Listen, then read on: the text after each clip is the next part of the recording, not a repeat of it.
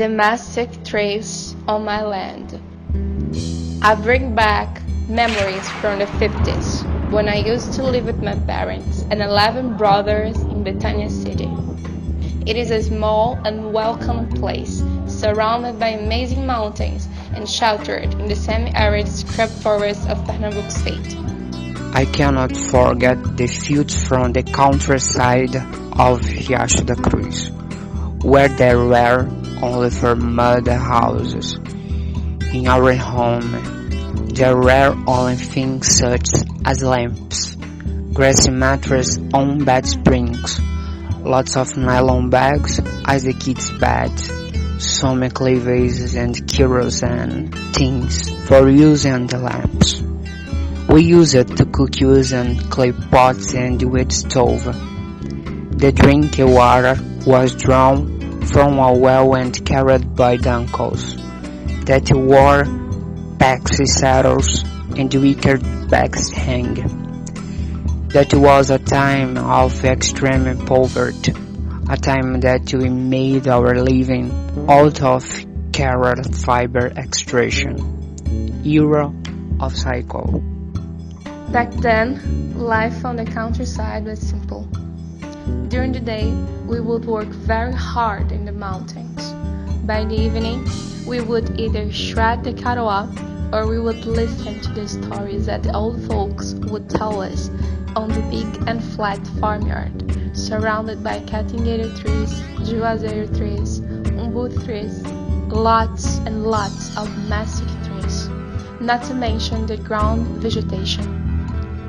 The two highest mastic trees stood out of the others, and one of those two had a very nice and well done hole that, according to my grandparents, it was there where the Northeast Jungle's gangster Lampião would hide his weaponry, and once in a while when he would come by the surroundings.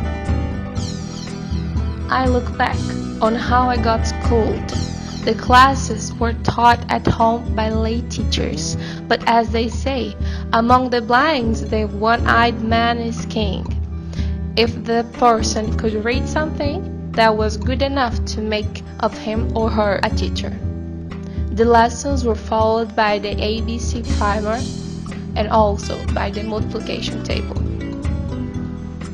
I recall the 60s and 70s, a time when the semi-arid of northeast of Brazil suffered with the terrible drought that left a mark in our history, because it made the famine and misery numbers grow higher in our territory. As the oldest daughter of my family, I went to São Paulo in search for help. That was a long and very hard trip. I traveled 21 days on the back of a truck. As soon as I got there, I was amazed and terrified. But the worst thing, really, was the feeling of unsureness of ever coming back to my homeland. I struggled. I was homesick. I suffered badly, but the need was much worse. So I fought until the day I could regress. I thanked my Lord Jesus for that grace. Things here kept changing a lot.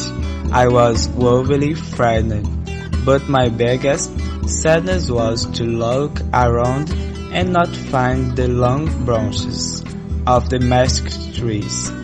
They were raked and thick, and my favorite trees. They casted shadows, and I, my brothers and my sisters used to play next to them. They swing the doll houses.